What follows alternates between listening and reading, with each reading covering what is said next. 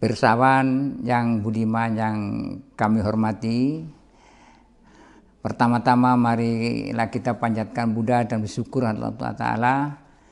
Pada saat ini saya mendapatkan kesempatan untuk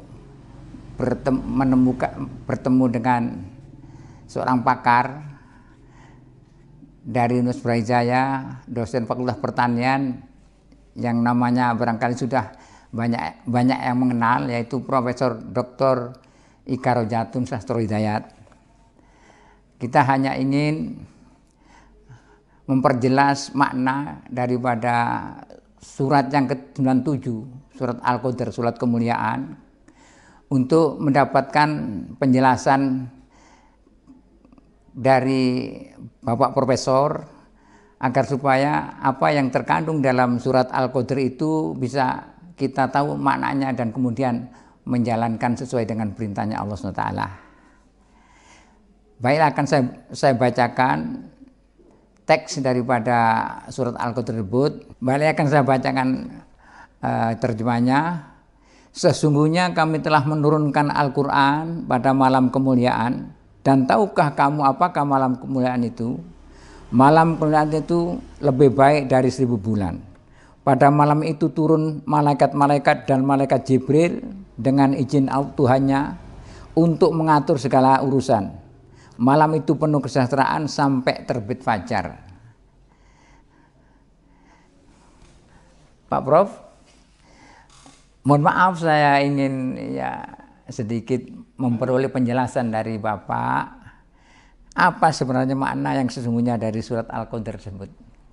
Mohon dijelaskan. Baik, pertanyaan Pak Insinyur Abdul Qadir itu tadi tentang makna daripada malam Lailatul Qadar itu tadi. Di dalam ayat yang tadi dibacakan itu ada dua esensi sana. Yang pertama adalah berbicara tentang nuzul Qur'annya, yaitu malam di mana Al-Quranul Karim itu diturunkan, itu mempunyai peranan fungsi sendiri sehingga pembahasannya agak sedikit luas. Yang kedua tentang malamnya itu sendiri, kenapa dikatakan sebagai malam kemuliaan. Nah, ini kita tahu bahwasanya di dalam kehidupan dunia ini banyak sekali kejadian-kejadian yang untuk kita mungkin kurang diperhatikan, tapi kalau kita itu kritis, kejadian-kejadian yang di luar kewajaran daripada sekitarnya itu. Bukan berarti kemudian dia abnormal, akan tetapi justru itu kelebihan. Misalnya sekarang Pak Kadir, planet bumi kita yang kita diamin, ini sampai sekarang itu adalah salah satu planet yang mempunyai air dan di situ ada makhluk hidup. Di antara miliaran bahkan triliunan planet-planet lain di angkasa itu belum diketemukan. Oleh karena itu planet bumi ini adalah planet yang istimewa yang diperuntukkan untuk manusia.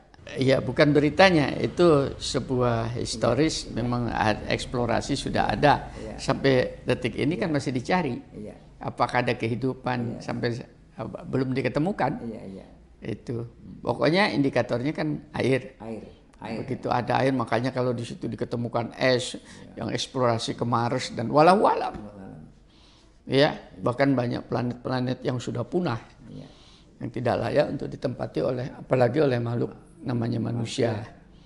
Itu ini sebuah anugerah. Makanya kalau kita berada di atas planet bumi itu jangan disia-siakan, karena kejadiannya sekali, momentum itu kita manfaatkan dengan benar sebagai sebuah rahmat daripada ilahi, karena kita terpilih untuk itu.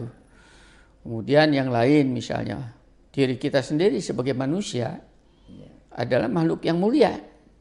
Di antara makhluk-makhluk lain, makhluk yang paling dimuliakan. Bahkan malaikat sendiri kalah dengan manusia itu. Makanya itu hargai humanity, kemanusiaan ini. bukan hanya menghargai diri kita sendiri, tapi sesama. Ya, kemanusiaannya loh ya, sebagai sebuah makhluk yang diutamakan, mempunyai kemuliaan. Pada saat kita tidak bisa menghargai kemuliaan-kemuliaan itu, ya kita yang hina dina. Itu karena namanya manusia itu sendiri tetap akan eksis karena itu makhluk ciptaan Allah yang dijaga. Kemudian yang malam Lailatul Qadar itu banyak malam-malam lain, tapi dipilihkan khusus yang dinamakan malam Lailatul Qadar itu bertepatan dengan bulan Ramadan, dan pada malam itu turunnya Al-Qur'anul Karim. Yang jadi masalah itu karena malam itu momentumnya satu, sedangkan Ramadan itu kadang 29, kadang 30. Di mana itu? Disitulah harus diperlombakan. Pada saatnya, pada awal-awalnya sebetulnya Rasulullah akan memberitahu tentang kapan turunnya Al-Quran yang bersamaan dengan pada saat itulah malaikat itu pada turun, malaikat Rahman dan malaikat Jibril, sehingga malam itu dianggap sebagai sebuah momentum kemuliaan di antara malam-malam yang lain. Siapapun yang mendapatkan malam itu, maka dia akan mendapatkan berkah dari kemalaan, dari kemuliaannya itu tadi. Nah, makanya umat Islam sebetulnya dikasih kesempatan oleh Rasulullah, kemudian di dalam hadis itu disebut sebagai 10 hari terakhir di dalam Ramadan, khususnya adalah pada malam-malam ganjil, ya. Jangan dibalik, jangan 10 hari terakhir, bukan. Kalau 10 hari terakhir kemudian di masjid, kontraproduksi. Lalu kapan kerjanya orang? Kan begitu ya. Karena ini malam, bukan siang. Kan ada yang punya pendapat begitu. Nah, itu ngurusi masjid itu namanya. Yang ini saya baru tahu Pak Eka, yang secara umum ya oleh umat Islam itu, jadi malam 10 hari yang terakhir itu jadi siang dan malam. Gitu. Ya itu kurang. Karena di sini dikatakan secara eksplisit sekali disebutkan malam itu penuh kesejahteraan sampai terbit fajar. Malam itu, jadi tidak ada siang. Makanya dikritisin dalam hal itu, kenapa Rasul itu sebetulnya mau memberitahu, tapi waktu beliau keluar dari rumah itu, di masjid itu, ada sahabat berdebat tentang malam itu tadi. Nah, sehingga tidak jadi Rasul dilupakan Allah. Nah, hikmah lain adalah agar supaya umat Islam itu sendiri mau berusaha dengan bersusah-susah. Karena berkahnya tinggi. Yang kedua, hikmah lain itu jangan suka berdebat. Hikmah tidak akan masuk. Makanya kalau kita Pak Kadir menyampaikan kayak demikian di debat orang, dia itu jangan kita bantah, biarkan aja. Kalau dia tidak membantah, dia justru bertanya, ingin minta penjelasan, kita jelaskan. Kita jelaskan. Tapi kalau kemudian dia sudah mencaci, itu yang bersangkutan tidak layak untuk mendapatkan penjelasan. Ya, oleh Nabi pun ditinggal orang kayak demikian. Ya, itu. Nah, dengan keberkahan itu makanya harus dicari. Sedangkan tentang fungsi daripada, bayangkan ini daripada nuzul Quran, turunnya Al-Quran itu sendiri, fungsi Quran itu adalah untuk mengeluarkan manusia dari gelap gulitanya hidup kepada cahaya yang terang benderang, yang di dalam surat Ibrahim, surat ke-14 ayat 1, itu disebutkan Alif Lam Ra, ini kitab yang kami turunkan kepadamu supaya kamu mengeluarkan manusia dari gelap gulita kepada cahaya yang terang benderang dengan izin Tuhan mereka, yaitu menuju jalan Tuhan yang maha perkasa lagi maha terpuji. Nah, dengan demikian, kalau Al-Quran itu atau kitabullah ini tidak turun, maka sampai kapanpun manusia itu hidupnya ketatap-tatap, Nah, jadi kalau ada orang sekarang itu, khususnya umat Islam itu tidak mau menggunakan Al-Quran sebagai rujukan, bukan hanya dibaca, ini rujukan hidup. Ya, di mana sih letaknya itu tadi ayat surat tadi saja Pak Kadir ya sudah demikian luasnya ya. Nah itu. Kemudian yang kedua, di dalam surat Al-Anbiya 21:10, sungguhnya telah kami turunkan kepada kamu sebuah kitab yang di dalamnya terdapat sebab-sebab kemuliaan bagi kamu. Sebabnya kemuliaan ya. Di dalamnya. Jadi kalau kita itu mempelajari apa yang tercantum di dalamnya dipelajari, menyebabkan kita akan menjadi hidup mulia. Tapi kalau kita hanya di luarnya, di kulitnya, tidak dapatkan itu, ya tidak dapat. Akan memperoleh sebab-sebab untuk menjadi manusia yang dimuliakan. Menjadi muliakan. Maka apakah kamu tiada memahaminya? Artinya disuruh memahami Al-Quran itu. Jadi bukan pada kulitnya, tapi pada isinya. Bukan hanya untuk dihafal. Iya, apalagi dihafal. Bukan hanya untuk dihatamkan. Iya. Hafalan itu metode zaman kenabian dulu. Karena memang kelebihan bangsa Arab itu kuat hafalannya. Belum bisa menulis. Sekarang tinggal buka ayat sudah bisa dibaca ya. Itu. Mungkin itu Pak Kadir pertanyaan pertama. Mohon maaf Pak Eka, saya masih ingin bertanya saya. Ya. Tolong ini saya sedikit mengganggu kesibukan Pak Eka ya.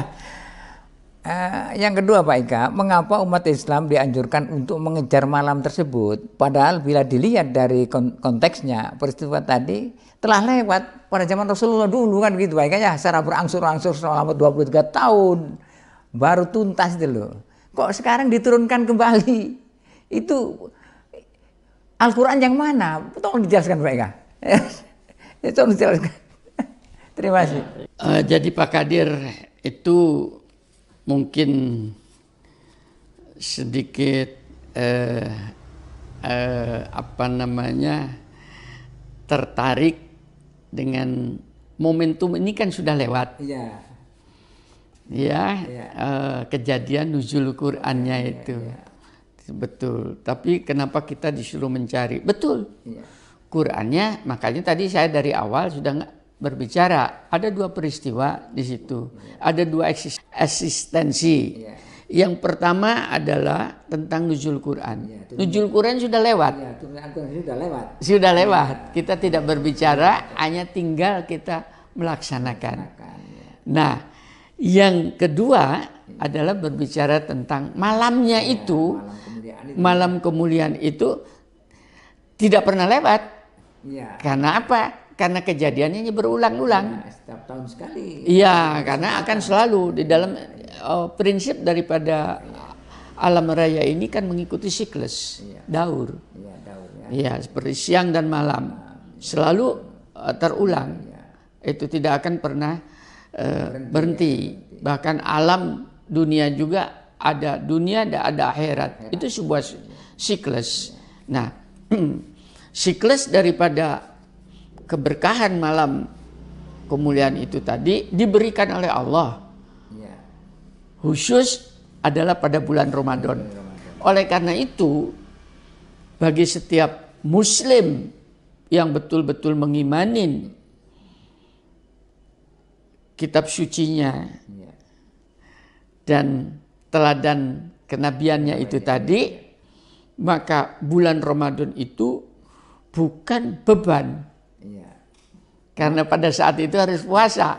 Momentum ya, momentum justru itu yang ini yang ditunggu oleh para sahabat. Bahwa pada bulan Ramadan itu kita lelah, capek, energi terkuras dan sebagainya itu biologis semata. Tapi ada sesuatu yang diberikan yang tidak diberikan sepanjang 1 tahun itu, malam itu, kecuali malam yang dinamakan dengan malam kemuliaan itu.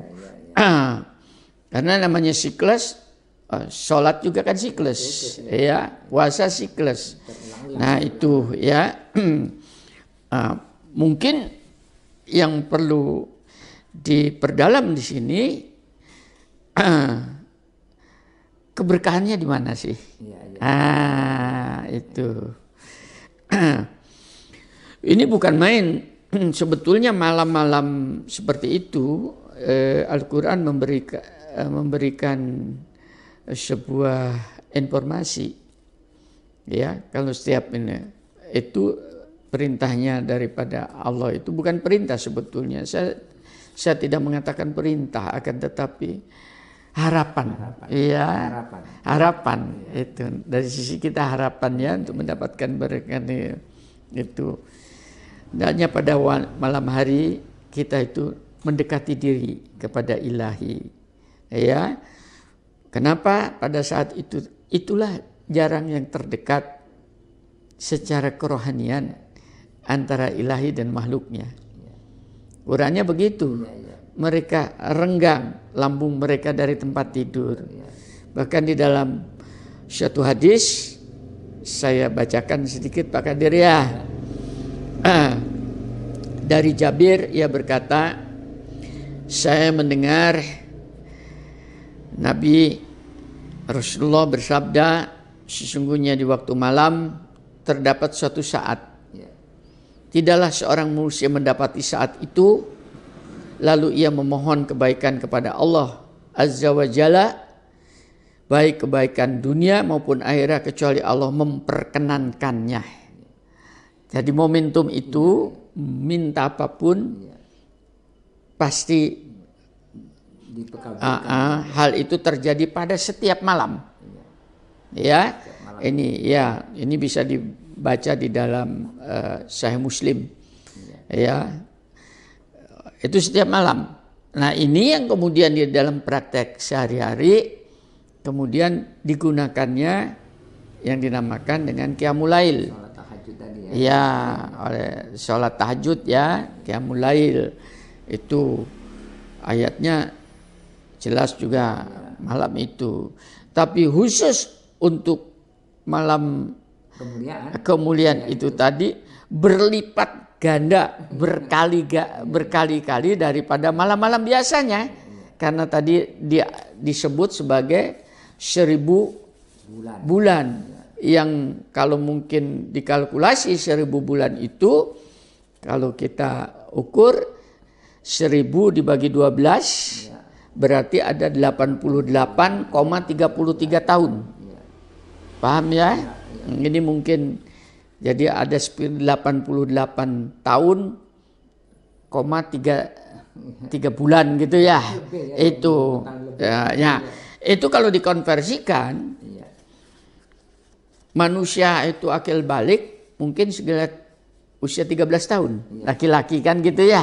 Itu sudah tidak kena hukum syar'i kan, syariat. Nah, sehingga kalau dikurangi daripada 88 dikurangi 13 itu mungkin sekitar 75 tahun. Itu bahasa sekarang disebut angka harapan hidup. Manusia sehat sekitar 75 tahun. Dengan kata lain, kalau kita mendapatkan malam keberkahan itu tadi, maka sepanjang hidupnya dia mendapatkan berkah. Itu dosa-dosanya diampunin, amalnya itu diterima dan disempurnakan oleh Allah sebagai amal kesolehan. Ya, harapannya akan dipenuhi, dirinya akan dijaga. Nah, ini pengertian-pengertian seperti ini memang pengertian yang sedikit berbau filosofis yang harusnya dijabatahkan. Nah, sehingga dengan demikian bagi seorang muslim itu tadi selalu bergembira. Karena apa? Karena banyak momentum-momentum bisa digunakan. Seumur hidup sekali mungkin wukuf di Arafah. Setahun sekali malam seperti ini. Kenapa tidak kita manfaatkan? Ya, mungkin itu Pak Kadir daripada kenapa kita harus mengejar bahwasanya kemudian kejadian itu sudah lewat. Ya, khusus untuk turunnya Al-Quran. Tapi kejadian yang namanya malam itu tadi, kemuliaan itu tetap akan terjadi berulang. Apakah mencari malam kemuliaan ya, atau Lailatul Qadar itu sebagai kewajiban bagi seorang muslim atau manusia. Seperti halnya kewajiban menjalankan puasa Ramadan. Kemudian bagaimana Pak Ika tata cara yang selama ini dilaksanakan oleh masyarakat ya muslimin itu berbeda-beda ya pelaksanaannya. Mohon dijelaskan. Baik, pertanyaan Pak Kadir ini ada hubungannya dengan masalah apakah itu suatu kewajiban atau hanya himbauan atau dalam bahasa fikih sunnah atau saya selalu menghindarin istilah-istilah hukum fikih itu ya karena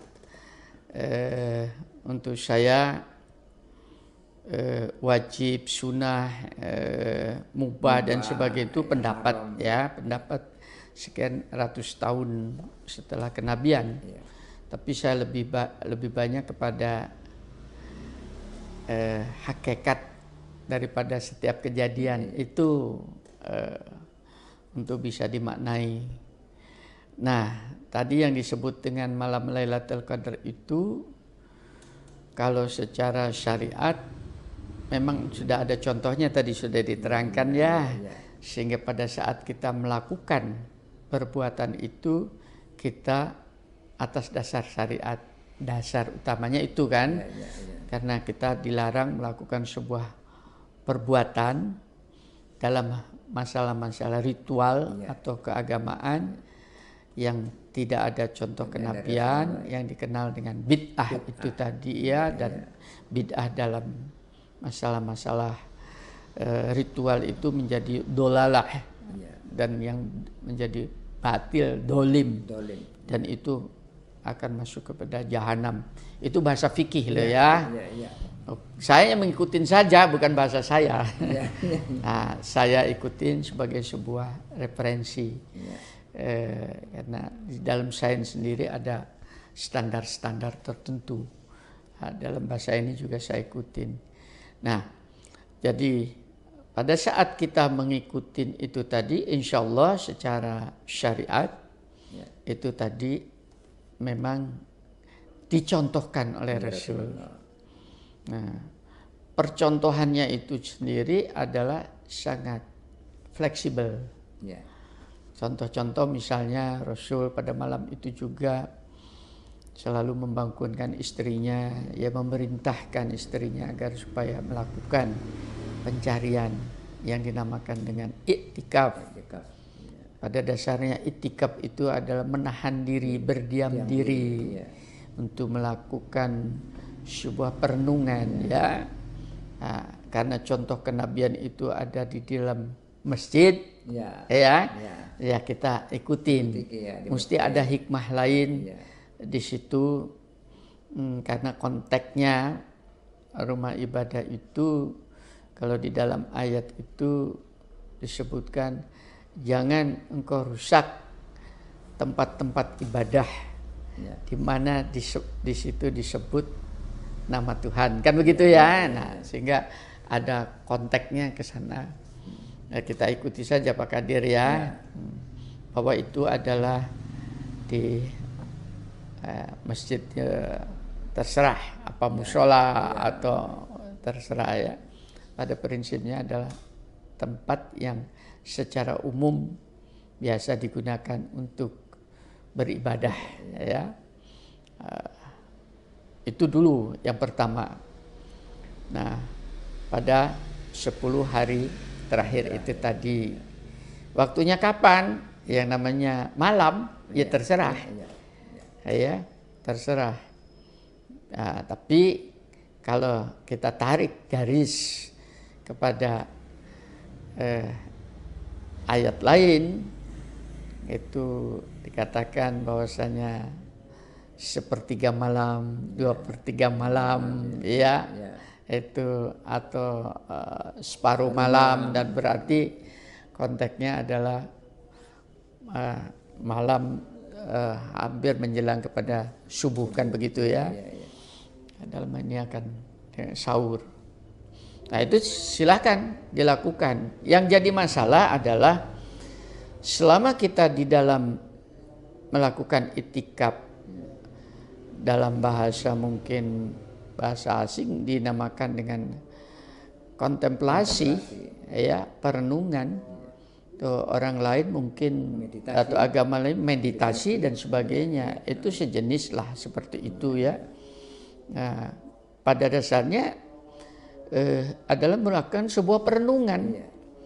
Karena apa?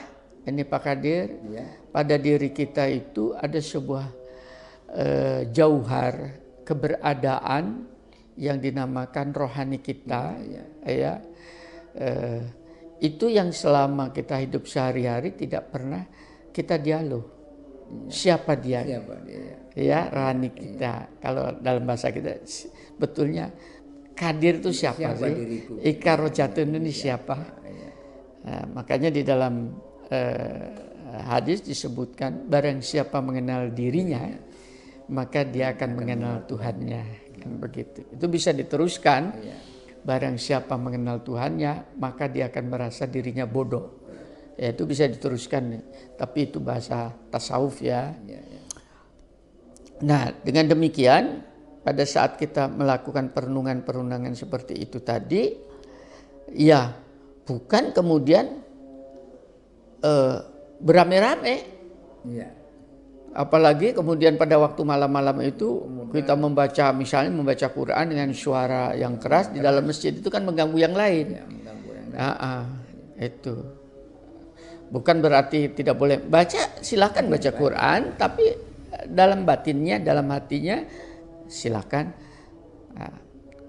Tapi yang terbaik sebetulnya itu adalah merupakan renungan. Kalau Anda belum melakukan sholat tarawih sore hari, disitulah saatnya Anda melakukan tarawih sendirian, gitu, sampai dengan menjelang untuk pada sahur itu tadi.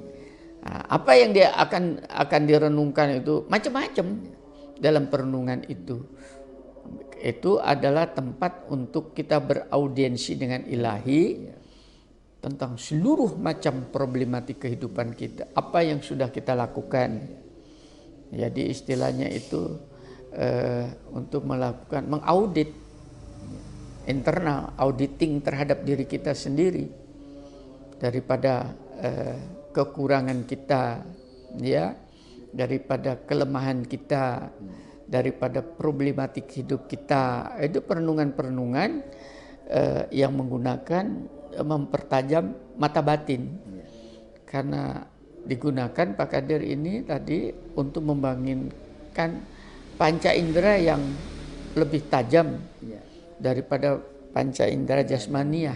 Iya, itu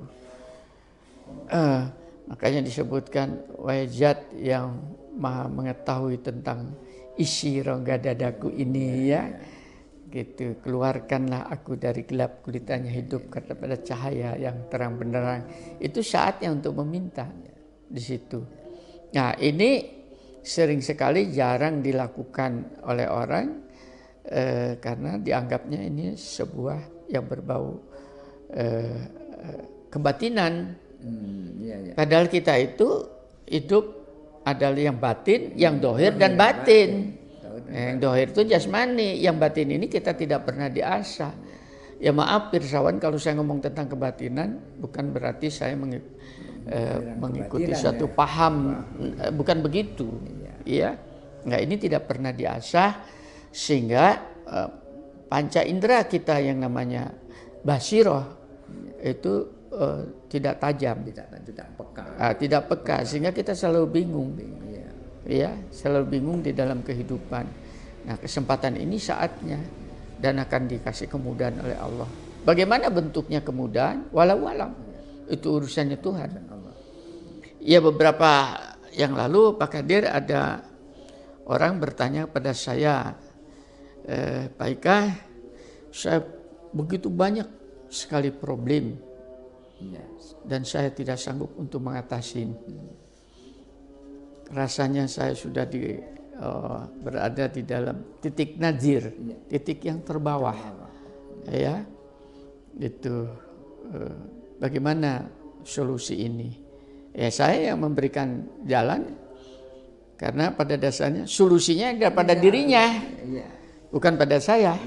Nah, solusi saya itu menggunakan Al-Quran, yaitu coba ini adalah malam-malam Lailatul Qadar khususnya, gunakan ayat itu tadi sebagai sebuah momentum dalam tanda petik. Loh, ini ya saya tidak terlalu berani tapi susah ya bahasanya. Untuk menguji kebenaran ayat itu. Nanti saya terlalu sembrono, tapi memang esensinya seperti itu karena Tuhan juga kalau tidak percaya, kalau buat Quran, buat ayat kan begitu. Kita buktikan bahwa siapa yang disebutkan oleh Allah itu, bahwa malam itu diturunkan malaikat, nah itu akan mencatat hambanya yang punya problem itu. Seandainya dia mengeluh pada Tuhan, kalau engkau tidak turun, aku sudah berada di titik nadir, khawatir keimanku akan rontok, kepercayaan aku tentang engkau akan rontok, sungguh aku adalah makhluk yang sangat merugi dan engkau sangat kasih terhadap makhlukmu. Nah ini kan akan menggetarkan aras. Kata-kata itu kelihatannya sederhana. Nah, oleh karena itu di dalam masalah ini bukan kita mencari jalan keluarnya, nggak mungkin ketemu. Orang pada saat sampai di titik nadir untuk mencari jalan keluar tidak akan bisa ketemu karena dia berada di dalam gelap gulitanya hidup. Tidak tahu jalan keluarnya Pak Kadir. Oleh karena itu jalan keluarnya kembalikan kepada Allah. Nah ini momentum-momentum seperti itu. Kalau kita melihat kejadian seperti itu tadi kan bukan masalah wajib, sunnah, keharusan. Akan tetapi minimal kebutuhan untuk kita, syukur-syukur itu merupakan sebuah kehormatan untuk kita dikasih apa yang dinamakan solusi seperti itu. Pak Ika, mohon maaf ya.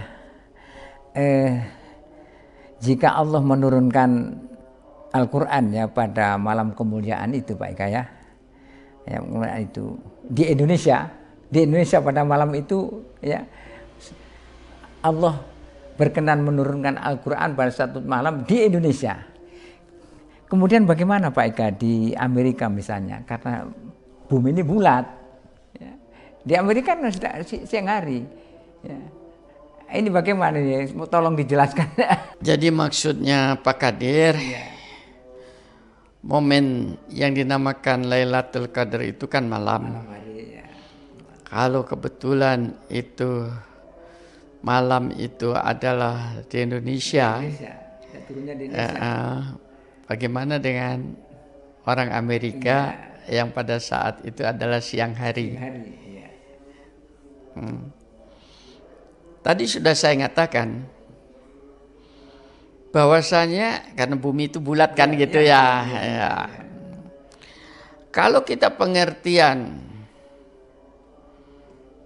teksnya itu dalam pemahaman momentum malam sebagaimana pada umumnya,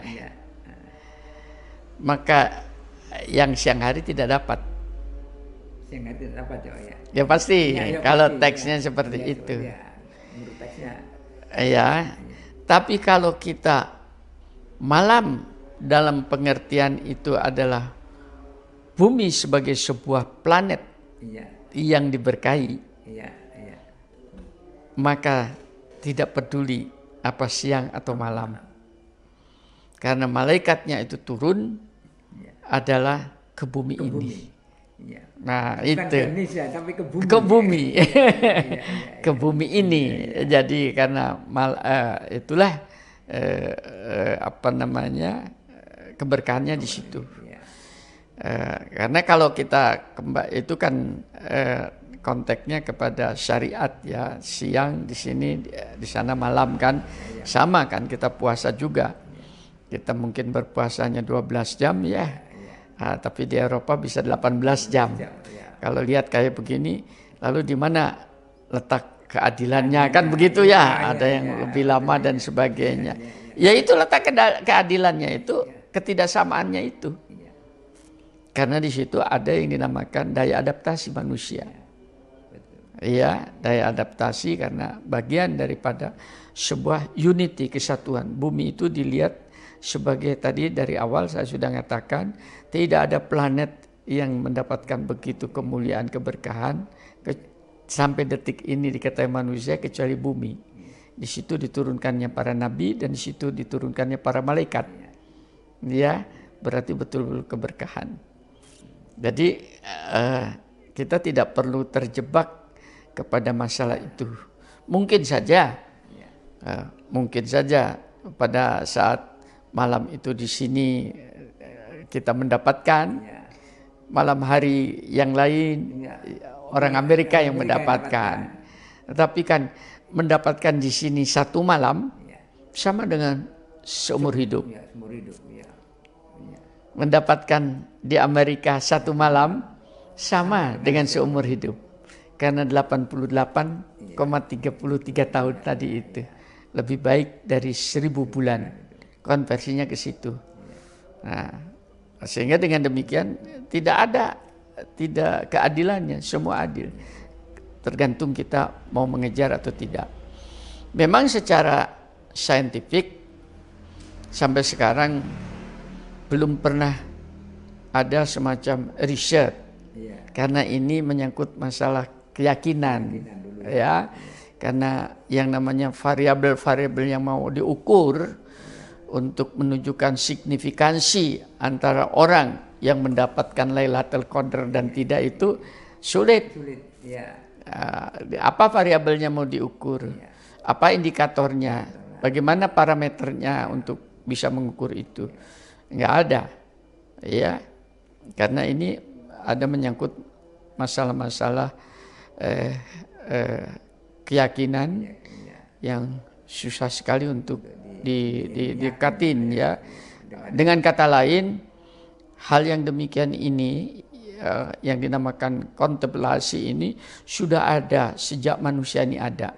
Sedangkan yang dinamakan scientific ini baru beberapa abad yang ada. Jadi sangat jauh untuk mengejar itu.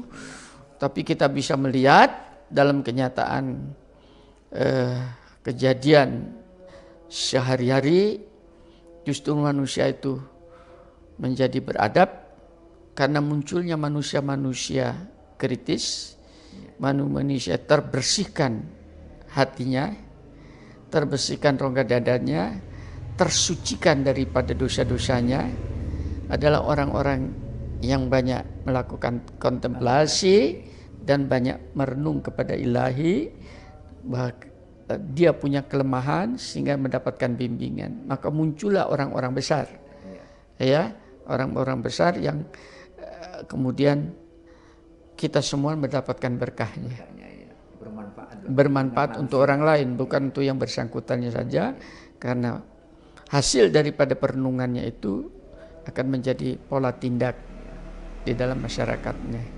Ya, itu yang dinamakan terbangunnya peradaban karena munculnya orang-orang besar yang melakukan itu. Tanpa itu tidak bisa. Rasulullah sendiri kemudian dijadikan Rasul itu karena awalnya melakukan tadi itu perenungan, etikaf. Iya, etikaf di dalam Gua Hira itu tadi.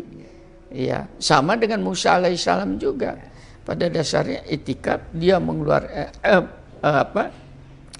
meninggalkan keluarganya untuk naik ke bukit untuk melakukan perenungan di sana sehingga bisa ketemu dengan Tuhannya dan dialog. Nah, sebetulnya saran ini sudah diberikan kepada kita, kepada seluruh umat manusia. Siapa saja mereka itu tadi, hanya sayang hal yang demikian tidak menjadi prioritas dalam kehidupan sehingga kita selalu dalam kebingungan. Coba kalau setiap manusia ini mau seperti itu, tidak ada problem dalam kehidupan ini karena buminya adalah milik Allah yang begitu sempurna, manusianya juga adalah penuh kemuliaan, konsep dari Allah juga penuh kemuliaan, ya. kemudian jihadnya jangan jihad yang mulia. Ya.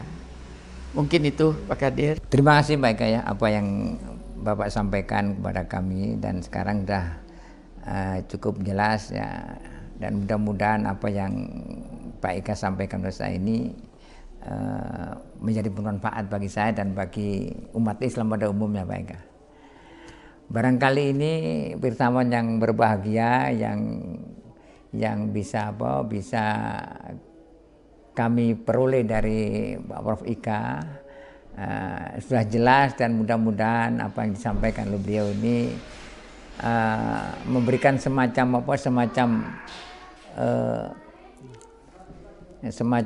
pengertian ya, pemahaman, dan pemahaman itu nanti akan menjadi sangat berharga bagi kehidupan kita. Dan nampaknya kita juga dianjurkan oleh Pak Ika itu sering-sering melakukan kontemplasi ya, terutama pada malam hari, terutama pada bulan suci Ramadan ini kita memanfaatkan dengan sebaik-baiknya untuk melakukan perenungan-perenungan agar supaya ada peningkatan ya, kualitas ibadah kita, kualitas pemahaman kita, sehingga kita terus secara istiqomah berjalan di kanal Allah Subhanahu wa taala, sehingga pada akhirnya kita kembali kepadanya itu menjadi hamba-hamba yang mendapatkan predikat husnul khotimah.